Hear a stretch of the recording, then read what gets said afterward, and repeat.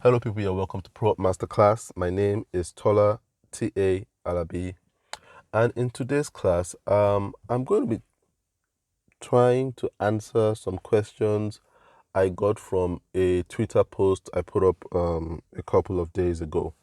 And I'll just read the post out, and I'm going to be answering 3 questions I got from different people on different platforms. So let me just read the post out.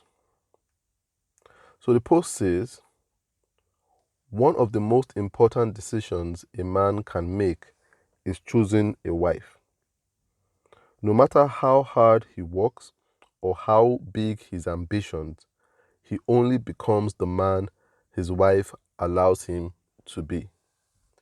Now, once I put out this post, and I put it on all my platforms, Instagram, my WhatsApp status, and Facebook, I got a lot of reaction, and a lot of people were asking me to explain, and I got quite a number of questions. So I'll start with the explanation, with a brief explanation of what I meant in this post. Now, I realized that a lot of men don't pay good attention to marriage until it's very close. So a lot of men don't prepare for marriage ahead of time. You don't see a lot of teenage boys talking about who they want to get married to. You don't see a lot of people in their early 20s, young men in their early 20s, talking about who they want to get married to. A man starts thinking seriously about marriage maybe late 20s, if at all, early 30s. And then they start thinking about it. And they just see marriage as something that happens when you want to settle down. And this is pretty concerning because marriage is a very serious decision for a man. On the flip side, women prepare for marriage very early on. Before a woman even enters her teenage years, you see a 10-year-old girl already thinking of the kind of man she wants to marry, what she feels her home should be, and things like that.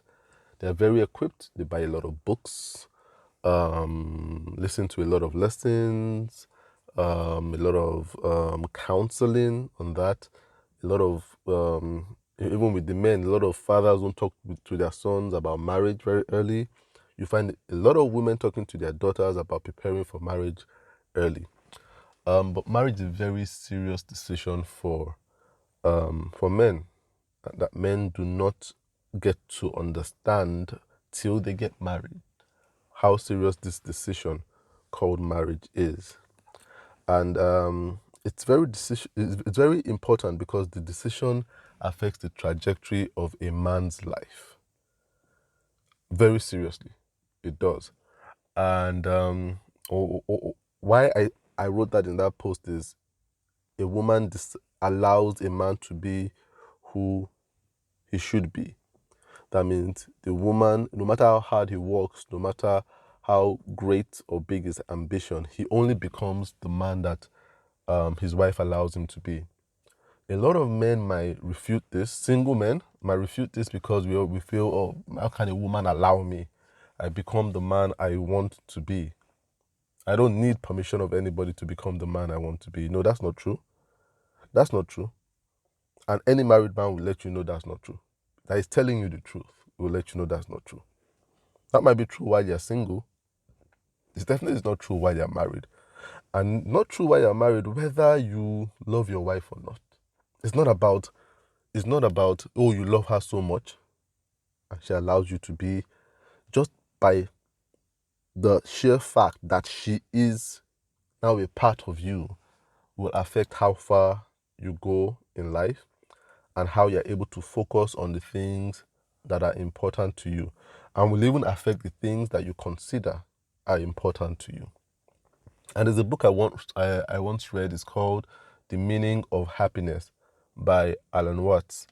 It's a really good book. And there's a chapter where it talks about women and men and talks about the weakness of men being so rigid and the strength of women being so flexible. And it compares women to water. And it says women are so strong because of their flexibility, like water. And it says water is one of the strongest things in the world. It can find its way into almost anything. but it never complains about the shape of the thing. It takes the form of the thing, and by taking the form of the thing, it greatly affects the thing. It can destroy the thing from within just by taking its form. And that's why you see if water can enter a house, any house, it wouldn't complain about the corners in the house. No, it should take the form of the corners. And by just staying there, water is not like fire that ravages. Water just sits for a while and it seems like if it's not doing anything. But by staying there, it begins to chip into the corners of the house and can collapse the greatest house just by doing that. So he says that's the strength of women. Women are not rigid. They're not rigid. So they have a strength that he calls the strength of not contending. And he says the wise women have this. They don't contend. And by not contending, they're able to conquer. But he was talking about how even now in this generation, women are beginning to see this strength of not contending as a weakness. So they start to contend for things they really shouldn't contend for. And by contending, they lose their power of flexibility. So women today, the feminist movement is trying to make women like men, to say we must be strong, we must contend, we must fight for our own.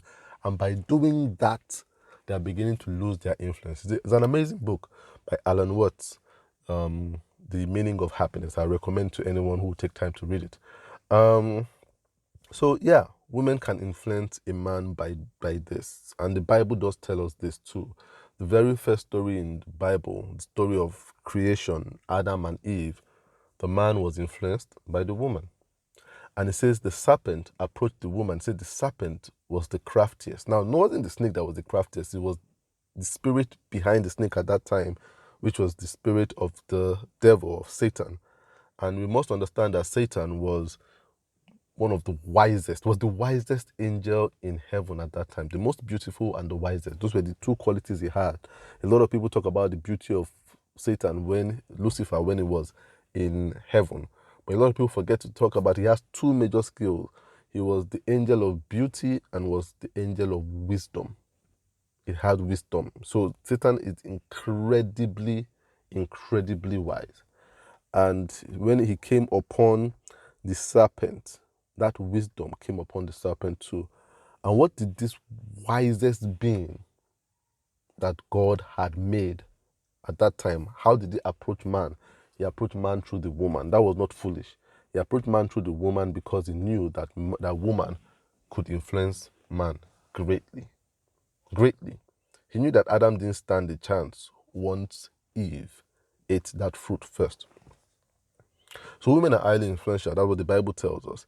And they can either lead you to do what God wants you to do or lead you to do something that would really destroy your career and your image for life.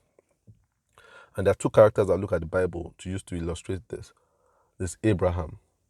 Now, Abraham in the Bible was promised by God he will be the father of all nations. And after a while, Abraham started to lose sight of this promise and tried to help God.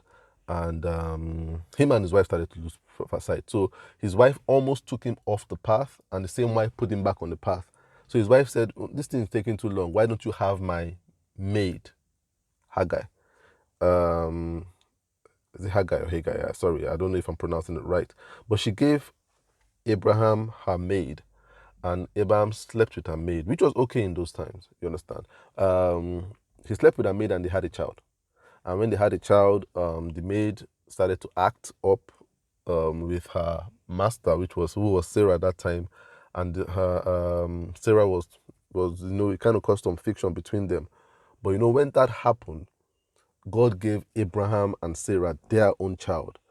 And the child of Abraham and her maid, who was much older than the child of Abraham and his wife Sarah, started to taunt Abraham's son, Isaac.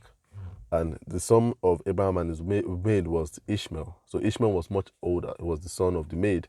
Isaac was the son of the wife. And he started to taunt Isaac. Ishmael started to taunt Isaac. And Sarah wasn't having any of that.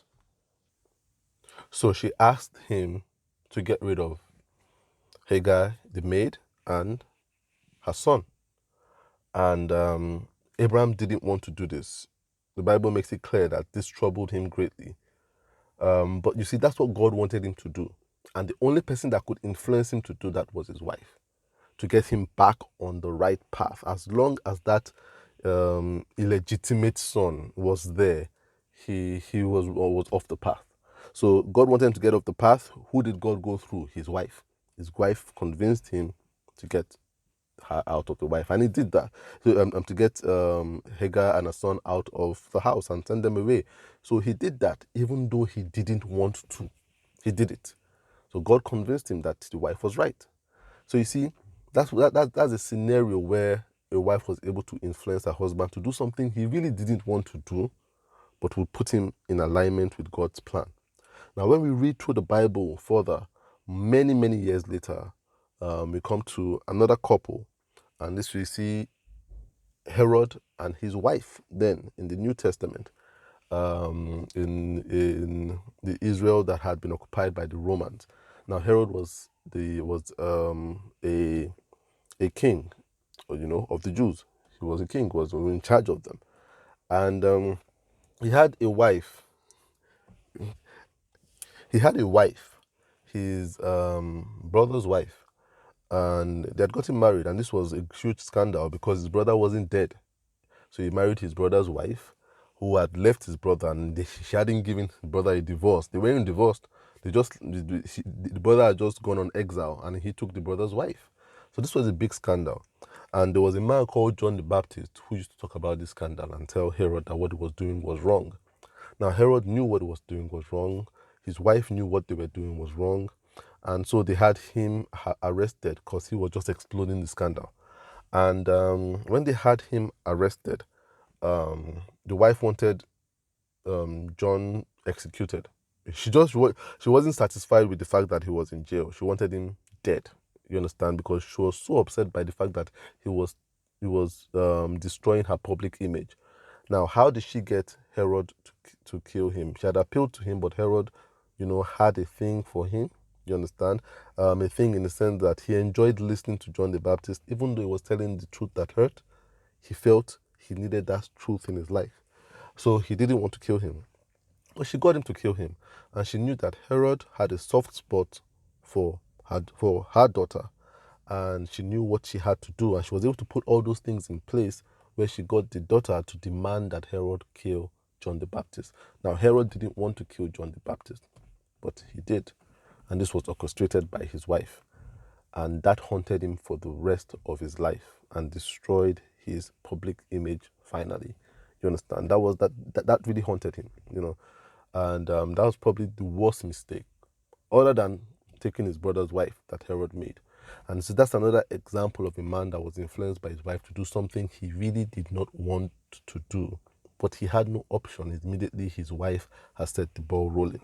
So that's just to set a precedence to the fact that women are very influential, especially when they're in the position of a wife.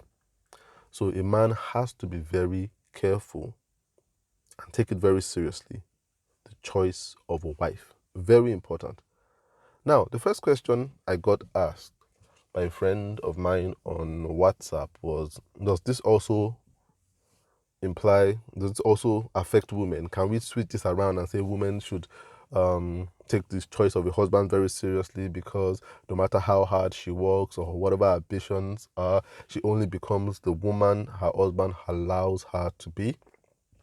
To an extent, yes. It's important for a woman to take the choice of her spouse seriously. However, it's not as important as it is for a man. If you are going to look at what you are going to achieve, it's not as important. And it's funny that women prepare more, but then a woman can go on to be what she wants to be in spite of the character of her husband. That's the reality. It doesn't throw them off that much as it does the men. So you can't flip it on its side. It's important for each person to get married to the person, the love that aligns with their values and things like that. But a woman can still achieve a lot without the support of a man. It's very hard for a man to achieve that much and be the person he's meant to be without the support of a woman. But it's very easy for a woman. It's easier, let me put it, for a woman. You can't flip it. Because we are more influenced by women than women are influenced by men. And so when you look at both stories, the story of Eve did not need the permission of Adam to make that decision. She didn't need the influence of Adam. She didn't see Adam eat it too before she ate it. She kind of took her destiny in her own hands. She made the decision without seeing somebody else make that decision. She didn't need any social validation. She validated herself. So she didn't do it for the man, she did it for herself. And it's a character that women have that men do not have. And that's why they are a very strong force. We must realize that the world literally rotates around women. That's the truth. And that's why I tell people that do business, if you can appeal to the female folk, you have a very strong business. If you can appeal to the female folk. If you can. If you are doing a business that appeals to women, you already have a very strong business model. Just by that virtue. That you appeal to women. And I'll tell you why. Because everybody does it for women. The men do it for the women do it for the women. The women don't do it for the men. The men do it for the women. And I'll put it this way. When a man dresses well and buys good clothes and dresses well and wears good perfume, a lot of times he's doing it to think the validation of a woman means more to him than the validation of a man. So if a man says, you're looking good, you're smelling good, that's good. It raises his esteem a little bit. But if he goes out and a woman says it raises his esteem a lot. Men do it for the woman. So a man will go back and buy that perfume. If one woman tells him, if he has 2 perfumes, and one perfume he uses, and 100 men tell him, you smell so good, and another perfume he uses, and only one woman tells him he smells good, if you were to go back and refill one, it will refill the one that one woman told him it smells so good, not the one that 100 men told him it smells so good. Do you understand? Even if 1,000 men told him it felt so good, it doesn't compare to that one woman that tells him that other perfume makes him smell better. So we do it for the women. Women also do it for the women. Don't ever get it confused. If a woman should buy a perfume and 100 men should tell her she smells so good, and 2 women should tell her she smells so good in another one, she will go for the one that the 2 women tell her. The one that 2 women say, wow, what are you using? This perfume is incredible. They do it for the women too. Women like to win over other women. That's why infidelity is such a grievous thing for women. That another woman won over her torments her seriously. It's not the fact that the man went out. It's that another woman won over her. So men do it for the women. Women do it for the women. Women are so powerful. That's why in the story of Saul and David, what really tormented Saul was the song the women sang. See, he didn't pay attention to the soldiers. I'm sure the soldiers respected David too, and they cheered him. Oh, this man really killed this giant, Goliath. And how did he do it? This is such an awesome feat. You understand? A lot of soldiers must have been hailing him. But that didn't torment Saul. What tormented Saul was the fact that the woman sang that Saul killed thousands and David had killed 10,000. That song by the woman was a problem. His image in the eyes of the women. So men do it for women. Women do it for women. And that's why when you look at people that commit crime, it's easier for a man to steal to impress a woman than to steal to oppress his fellow man. A man would steal money to get things to impress a woman. But he won't steal money to make his fellow guy feel like he's higher than him in status. That's not so important to us as men. But that we will steal stuff to get things, cars, shoes, watches, position that makes us more attractive to women. So we'll steal to impress a woman, but a man would rarely steal to oppress his fellow man. Now, on the flip side, a woman would hardly steal to impress a man. A woman will not steal to impress a man. To impress a man that she's in a relationship with, no, she wouldn't steal to impress him. She impresses him by the fact that she's a woman already, so she wouldn't do anything extra to try to impress him that would lead her to steal. And that's why a lot of times it might seem like women in public office might work better because they wouldn't steal to impress a side guy. You understand? Like a man would steal to impress a side chick. You understand? You would steal. That's why a lot of politicians steal. If you look at the core of it, it's to impress a woman, to get a woman. You understand? So they'll steal to buy a car, steal to buy a house, but a woman won't do that. Won't particularly do that. More men would do that than women would do that. There might be the odd woman that would do that. But before you find the odd woman, you would have found like thousands of men that have done that. Men will steal to impress a woman, but not steal to oppress a man. Women, on the other hand, would readily steal to oppress another woman. You understand? To rub it in that I am higher in status than you. So they will steal to buy that car. Not to impress men, but to show other women that they are far ahead of them. They will steal to buy those shoes, to buy those. That is where, that's the Achilles heel of a woman. It's other women. You understand? So the same thing goes in this situation. A woman can become who she is despite who her husband is. His attitude. She would still go out and fulfill those things she's meant to fulfill. She would. That's why you would see a woman who might have lost her husband and things like that. She will still raise her kids and still rise up in society, you understand, and still.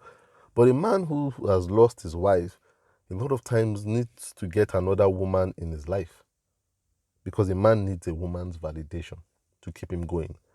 A woman might not marry again, and she still keeps going, raise the kids, that goes up the rank at work and still achieves great things. That's why a separation, a lot of times, might affect a man in achieving than it might affect a woman. The only thing might be financial capacity. But if they are both in a place where they both have financial capacity, a woman will go out and even become stronger after she has left her husband. But a man would need somebody else in that house to balance, because then distraction has come in. So he's distracted by what he's going to eat, what he's going to wear, how the school kids are going to do. That's not a distraction for women. She's able to still get on with activities with those things, because those things have become a part of her life. So they don't distract her, even career-wise. So no, you can't flip the table. And that's why men must take it very seriously, because you need this person to help you become who you desire to be. Now, the second question I got was from someone on Facebook who asked, then does a man need to marry? It's not just better not to get married so that you can achieve all the things you want to achieve? Just don't get married. Is marriage that important, since it's now up to the person you marry to allow you to be who you want to be? And a lot of guys struggled with that. Now, we struggle with that because we're not sure of our choices, and I'll come to our choice very soon, how we make our choices. But is the other option not to even get married at all, so that there is nobody dictating how far you get? Now, it might sound like a good option, but it isn't. It's a very dangerous thing for a man who still has interest in women to choose not to get married. Very dangerous thing. Very dangerous thing. That you still have sexual interest in women and you decide not to get married, then you're going to get entangled with more women than you can even envisage. And there's going to be more stress on you because the woman wants to get married. And then you're going to deal with pressure of women saying that you should commit, and that in itself is a distraction. So you might choose as a man, I don't want to get married, and you keep moving up the ladder and following your dreams and following your ambition. But then you still have interest in women. And that means you still take sexual pleasure from intercourse with women. And that means that sexual pleasure has to be released in one way. So you might choose not to marry, but if you choose not to involve yourself with women again, those are two different things. Because a lot of men that choose not to marry still go around having sex with women. And that in itself is a problem. The more women you have sex with, the more want your commitment and the more stress and fatigue that is going to cause for you. So you now need to start evading them after having sex with them when they start demanding that they want a marriage commitment. And that's going to distract you.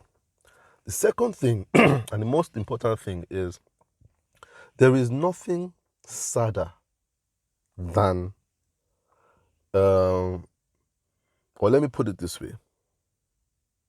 The saddest thing is not a person not achieving their potential in life. That's sad that someone goes through life and never gets to achieve their full potential or do the things that they dream. That's very sad. But there's something even worse than that. And what is worse than that is somebody achieving their potential and doing the things they've dreamed to do, always dreamed to do, but doing it lonely, doing it at the expense of the warmth of a family. That is the saddest thing ever. Achieving those things that you want, but then achieving it lonely. It comes at the cost of human warmth, of having a family that is proud of you. That's the saddest thing. It's sad not to achieve things in life, but the saddest thing is to achieve those things and what it cost you was being in a family or having a family that can say, our father, my husband, achieved this. You understand? Accepting those awards without being able to say, I dedicate this to my wife, I dedicate this to my children. Just to say, I dedicate this to me for all the hard work I did. It's very sad. And I'll tell you why loneliness is the saddest thing. Because poverty means that you failed financially. That's what poverty means. It means that you failed financially. You didn't meet up to the standards that financial wisdom set for you. You understand? So you failed financially. That's what poverty is. Loneliness means that you failed as a human in your human interaction. When you live a life and you're lonely, nobody in your life. You go home, nobody to go home to. Nobody to hug you when you're sad. Nobody to laugh with. What that means is that you have failed, not financially, you have failed on a human level. That's the worst failure ever. To fail on a human level. So when a man says, I'm not going to get married, that means every time he comes home from work, he's coming home to himself. When he watches TV himself. When he eats by himself. When he goes to bed by himself. When everything happens, he has failed on a human level. That means he has lived his life not to accommodate anyone on an intimate level. And that's the greatest failure. Greatest failure. Greater than poverty. That's why loneliness hurts so much. People don't understand the sting of loneliness. It's a terrible thing. It's a terrible thing. So the option of, can I not just get married so that I don't have to deal with a wife that allows me to do stuff? Yeah, but that comes at the cost of being lonely. That's even a worse failure. It's better to have a wife that doesn't allow you to be who you are than to be who you are and have nobody. It's terrible. It causes early death. Your life is always at risk. There have been so many sad stories of men that collapsed in their mansions and nobody found them, but their maid came in the next day and found them on the floor in their bathroom or dead in their bed, or thought they were in the room and just sleeping, and they didn't find them for hours till their bodies are bloated and the stench started coming out to the streets. That is a terrible way for a person to go. Without a family to even find you and cover you and weep over you. That's terrible. So that's not an option. The option is finding the right wife to build the best family with. Which brings me to my third and final question. How can a man find the right wife? And this was also by my friend on WhatsApp. He says, how is there such thing as a right wife? How do I find this right person for me? How do I find this person that allows me to be all I can be? And this is where I will talk to men.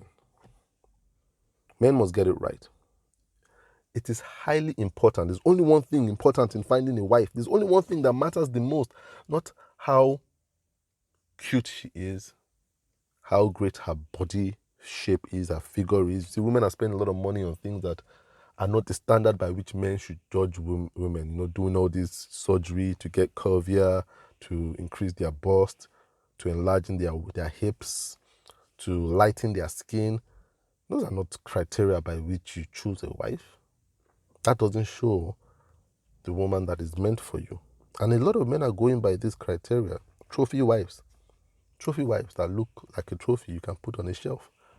It's not by that. It's not by a level of education, her intelligence, her, not really by her spirituality, how hard she prays. No, those are not the most important things. All these things are good.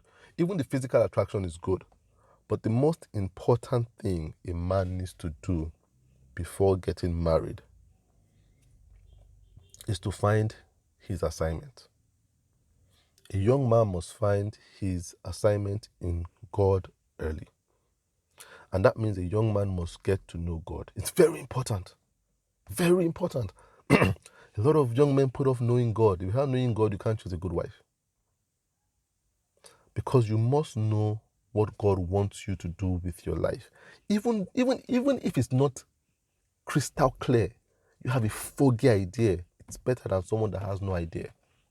So a lot of young men spend their youth working hard. You understand? Rising up a job, the corporate ladder. You understand? Building a business. But then they've not stopped to really ask God, is this what you want me to be doing in my life? Should I be working in this organization even though I'm rising up and getting 7 figures, 8 figures, traveling the world? I got a big apartment, great cars, fast cars. You understand? You must ask God, is this what you want for my life? Some guys are busy building businesses, and the businesses are doing so well and they're putting their energy into it because they feel those things are the things that need to be put in place before you find a wife. And they don't stop to ask God, do you really want me to be doing? Is this the business you want me to be doing? Do you want me to be doing business at all? Is this what I should be doing? If a man doesn't know what he should be doing, he cannot choose his wife. Because the standard for choosing the right wife is the wife that aligns with your God-given assignment. That is the wife that will allow you to be who you ought to be. A wife that aligns with your God-given assignment. The problem is a lot of guys do not care about what their God-given assignments are till they're in their 40s or in their 50s. They men start looking for meaning and looking for God. After they've looked for alcohol, drugs, money, women, all those things will lead you away from God. The undisciplined use of all those things, apart from drugs, which you shouldn't use at all, will lead you away from God. Will lead you away from God. But that's what men are focused on. Then when they have all these things, they start looking for God. But then you've accumulated all those things, then you've started a family, and then you've taken in a wife that doesn't know you as a godly man and a man with a mission. And then men start to try to force in a godly assignment with a wife that was not acquainted with it. And that's why you now have women saying, no, I can't do this thing. I'm not willing to move to this place that you're asking us to move to. You cannot quit your job because our kids are already in these schools. They cannot come out of these schools. My friends already know they're in the schools that my friends' kids too are in. What will I tell my friends? You understand? And then you are saying you want to quit your job to start one mission. You want to quit your job to start one business because God has told you to start the business. No, you stay in that job that you hate with that boss that you hate, because our life is already built around this. My sense of style is already built around this. The friends I talk to are already built around this. You cannot turn my life upside down. And then the man starts to complain, oh, I have this woman that doesn't allow me to do the things I want to do. I want to give. I want to start this business that God has, but my wife is a stumbling block. No, you were the one that didn't put the right things first. You didn't search for the right things first, which was what God was asking you to do, what God wants with your life, what your assignment is. You find your assignment first, then you find a wife. Then God brings about a wife.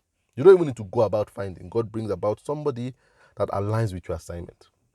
What women really want is stability. And stability comes from the beginning. They want to see where what they are going into, because women have what they call foresight. So when a woman accepts you to marry you, what she has seen is what you could become. And if she's comfortable with what you can become, she's ready to commit to it. But the problem is you cannot change halfway and distort her life, because she worked with foresight. So that's what a lot of men don't have foresight. They're doing it for now. So they get to a place and they're like, oh, what do I now want to become now that I'm 40? And then they change halfway. Then there's friction between him and the wife. So you must know. You must know. And as I said, it doesn't have to be crystal clear. A lot of times not crystal clear, but you may have a foggy idea. God wants me to be working a business. I might not even know what the business is, but I know I should be working a business. So you know that this whole corporate thing, tendering CV is not part of it. The wife meets you working a business. What she's going to try to do is to help you express that business in the best way. God wants you to be working an employment, not a business. You start working an employment. It might not be paying the best job, but she meets you working that employment that's not paying the best. And then she helps you to achieve more and to express yourself better. So the kind of woman you should marry is a woman that aligns with your assignment. Very important. So I hope this helps somebody who is listening to this today. It's very important that men listen to this. Very important that women listen to this. And they make the right decisions in building relationships, especially marriage relationships.